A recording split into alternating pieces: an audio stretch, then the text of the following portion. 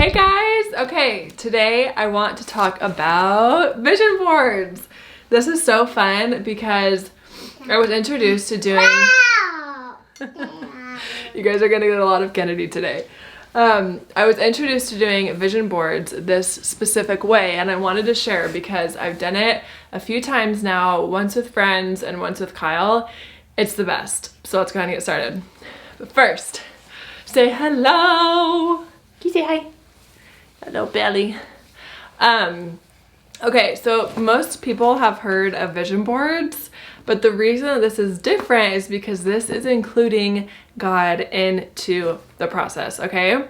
So the first time I did this, I was totally new to it, and I'm like, I've never even made a vision board. I have no idea how to do this. So basically, we're bringing in a prophetic type of environment to be doing this in. And what I mean by prophetic, if you've never heard that term before, all it really means, making it clear and simple, is that you're hearing from God. Super cool. It's a powerful moment. It's inexpensive to do. You can do it with girlfriends, you could do it with your husband, you could do it with a best friend, by yourself, as a quiet time thing.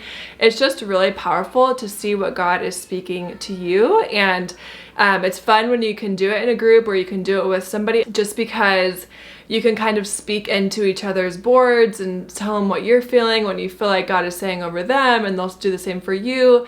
So it's just so fun and it's amazing, and it's a really awesome way to connect on a deeper level, okay?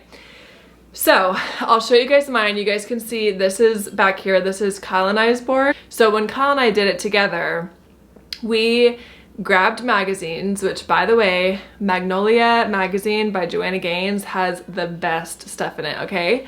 And so what you're gonna do, whether it's in a group or, you know, by yourself or whatever, you're gonna wanna start with a poster board of some type. So just any kind of poster board. It can be big, it can be small, but you know, I have different sizes and I like the variety. So what you're gonna do is you're gonna gather your magazines. Like I said, make sure you get Magnolia by Joanna Gaines. It's so beautiful and has such intentional words and imagery in it. So you're gonna sit down, put on some worship music, put on some soaking music, anything that is relaxing and just like lets you just decompress. And you're gonna flip through this magazine, and anything that catches your eye, you're gonna just cut out. Just don't even think about it. Just anything that catches your eye, whether it's a word, whether it's a picture, any type of anything that you find in a magazine, right? So then when you and everybody else is done cutting stuff out, when we did this in a large group, just so you know, if you want to do this with like a small group, it's so powerful. And a tip for that would be to have one person cut out all of the images beforehand, and then you would go and you would pick your images, like kind of, we did it kind of like in a line. So we would go and pick images. Again, you want to pick the first thing that you see, grab it, and then the next person goes. If you're doing this by yourself or with just like one other person, you guys can each cut out stuff from magazines. So then you'll lay all of your images on the counter or table, wherever you're at doing this, and you will grab anything that is still speaking to you and start placing it on your board. Now, the cool thing that when you're doing this in a marriage type setting is that Kyle and I cut out everything separate. We didn't talk, we didn't say, oh, do you like this, do you like that? It was, he did his and I did mine, and then we kind of came together and looked at all of the images to create one board. That was really cool. If you're married, I would seriously suggest doing this as like a date night. It was so much fun. Now, what you'll find in a marriage type setting, what I loved about this was that Kyle and I had so many similar things that we felt that God was speaking to us, and we hadn't even communicated that with each other because we were just kind of like, you know, thinking on this, processing on it. So it was a really neat way to bring very common things that God was speaking to both of us. For instance, I'll show you guys on the board in a second.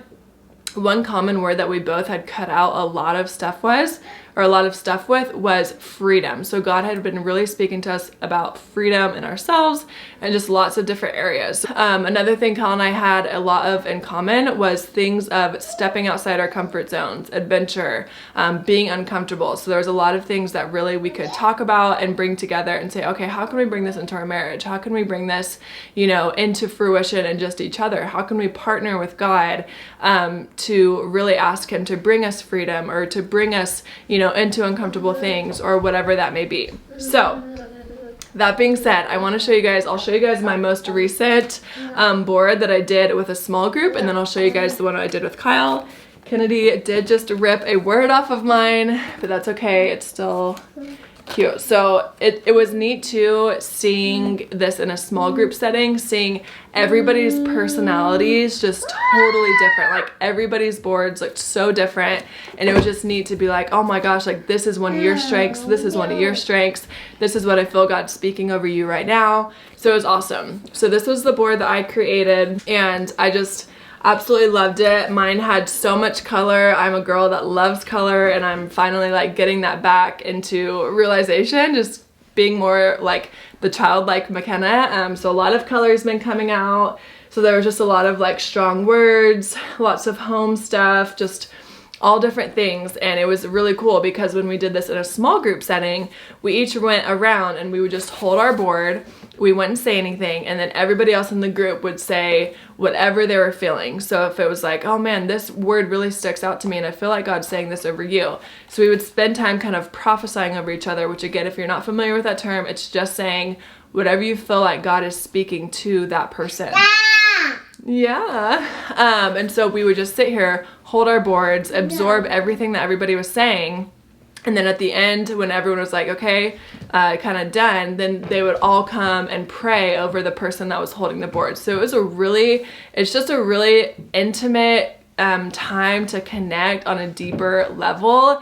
It's inexpensive. It's so inspiring, and you leave walking away feeling like $1 million and feeling like, not only is this something that I want, but this is something that God wants for me. So that is like the key, is partnering with God to do this. And then I'll show you guys Kyle and I, we decided to make a big board, and I love this because like you guys saw, we just have it hanging right in our room. So like every night when I go to bed, I'm looking at this board and I'm seeing freedom, I'm seeing family, I'm seeing cooking, you know, gathering around the table, all sorts of things. And it's so fun just to see. Hopefully you guys can see this okay without a glare, but we had tons of home stuff. I found this sign that actually said the gathering place, and this inspired me so much that when we get our house, I actually really want to make a sign or get a sign made that says the gathering place and hang this over our living room. I just thought it was so amazing, and a way to bring intentionality into our home. So we had some cooking, some tabling, gathering around the table. We have conversations.